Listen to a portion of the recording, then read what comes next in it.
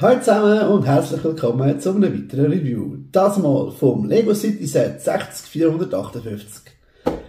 Pizza vs. Firetruck. Das ist ein 5 Plus Set, hat 70 Teile und 2 Minifiguren. In der Packung enthalten sind die 2 Anleitungen, jeweils für jedes Auto eine.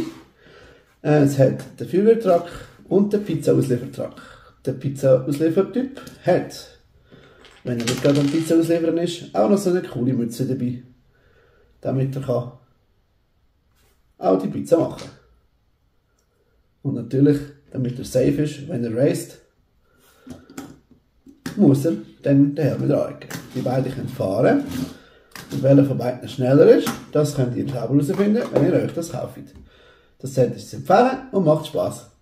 Ich hoffe, euch hat das gefallen. Wenn ja, lasst gerne ein Like da oder einen Kommentar. Und sonst sehen wir uns nächstes Mal wieder beim anderen Review. Ciao zusammen!